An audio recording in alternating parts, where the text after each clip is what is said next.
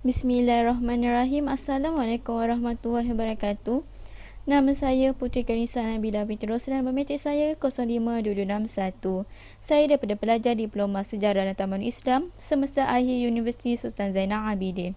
Hari ini saya akan membentangkan mengenai sejarah perkembangan dan penubuhan dinasti Hashimid yang merupakan kerajaan kecil Islam atau lebih dikenali sebagai Doilat Islamiyah.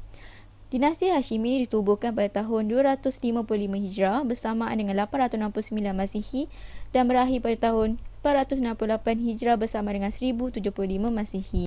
Okey, kita pergi pada isi kandungan perbentangan ini. Yang pertama ialah pengenalan, yang kedua penyataan masalah, yang ketiga objektif, yang keempat hasil kajian, yang kelima metod kajian dan yang terakhir kesimpulan. Okey, saya akan pergi kepada pengenalan dinasti Hashimid. Asal-usul keturunan Hashimid yang mungkin merupakan pelanggan atau sekarang kita lebih kenali sebagai klien, merupakan klien dari Banu Sulaim daripada orang Arab yang tulen. Kemudian keturunan Hashimid ini pertama kalinya dilantik menjadi gabenor di Durban pada zaman Khalifah Umayyah. Jawatan gabenor ini diteruskan sehingga pemerintahan Khalifah Abbasiyah. Namun, disebabkan kekacauan dalam pemerintahan Khalifah Abbasiyah pada pertengahan abad ke-9, Hashim bin Suraka As-Sulami yang masih menjadi gabenor Abbasiyah di Durban ketika itu menyatakan dirinya bebas dari kerajaan Bani Abbasiyah. Maka disebabkan peristiwa tersebut tertubuhlah dinasti Hashimid pada tahun 255 Hijrah bersama dengan 869 Masihi. Keturunannya memerintah menggunakan kekuasaan dengan gangguan yang sangat kerap selama lebih daripada 2 abad. Dinasti ini diperintah oleh 28 pemerintah. Kedudukan yang strategik di Bab al-Abwab atau Durban telah membawa kejayaan kepada penubuhan dinasti Hashimid ini. Okey, Bab al-Abwab atau Durban merupakan kawasan laluan pesisir yang sangat sempit antara pantai barat Caspian dan pegunungan Dagestan. Kawasan tersebut merupakan kawasan yang penting kerana mempunyai kedudukan yang strategik. Sebab itulah kubu Islam yang kuat seperti Sarir menentang orang-orang Stepa di utara Khazar Turki. Selain itu, kawasan tersebut merupakan pelabuhan yang sangat sibuk kerana berlakunya pertambahan perdagangan laut Kaspia dan pertambahan tempat lalu lintas budak dari Stepa Rusia Selatan yang menyebabkan kawasan ini menjadi sangat makmur. Durban atau Bab al-Abwab ni sekarang lebih berada di bawah kekuasaan Republic of Dagestan Rusia. So, siapakah orang Stepa ni kan? Masyarakat Stepa ni dipercayai berasal daripada masyarakat pertanian di sekitar Laut Hitam. Mereka ni semakin banyak bergantung pada lembu, domba, kuda domestik dan kemudian berkembang ke arah timur sebagai tindak balas terhadap perubahan persekitaran dan keperluan peningkatan padang rumput. So, orang Stepa ni secara umumnya merupakan masyarakat pertanian. Walau bagaimanapun, dinasti ini jatuh pada tahun 468 Hijrah bersama dengan 1075 Masihi akibat daripada ketidakstabilan pemerintahan Hashimid.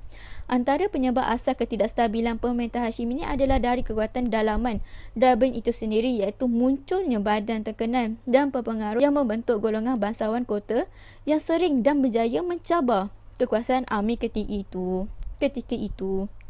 Maka dinasti Hashimid berakhir dengan berubahnya kedudukan dan kekuasaan di penduduk Bab al-Abwab kepada Parlimen Seljuk Sautijin. Okey, saya beralih kepada penyataan masalah. Apakah penyataan masalah untuk sejarah penubuhan dan perkembangan dinasti Hashimid ini? Yang pertama ialah tidak banyak kajian mengenai kerajaan kecil Islam, terutama dinasti Hashimid. Hal ini dapat dilihat apabila tiada satu panduan yang lengkap untuk dijadikan sumber rujukan dan bahan bacaan khususnya bagi dinasti Hashimid ini. Kerajaan-kerajaan kecil Islam. Oleh itu, kajian ini akan membangunkan satu panduan yang akan digunakan oleh para pekaji sejarah kerajaan Islam di masa akan datang. Okey, seterusnya ialah objektif kajian ini. Yang pertama, untuk mengkaji bagaimana cara dinasti Hashimid dibentuk, dan yang kedua, untuk membangunkan panduan sejarah bagi dinasti Hashimid. Seterusnya ialah hasil kajian. Apa yang saya dapat daripada kajian ini ialah, yang pertama, saya dapat mengenal pasti dinasti Hashimid secara terperinci. Yang kedua, dapat mengetahui sebab-sebab penubuhan dinasti Hashimid.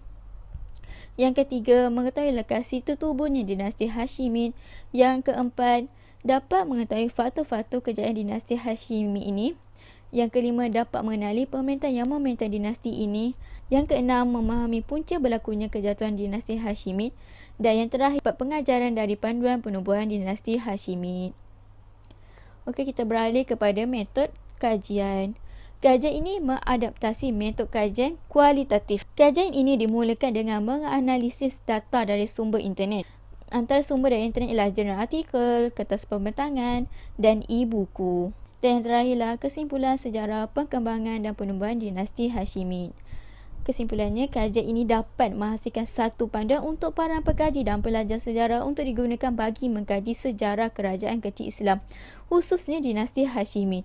Hal ini akan memberi impak yang sangat besar kepada para pengkaji sejarah agar masyarakat mengetahui mengenai dinasti Hashimid ini secara lebih terperinci. Itu sahaja pembentangan saya. Sekian, terima kasih.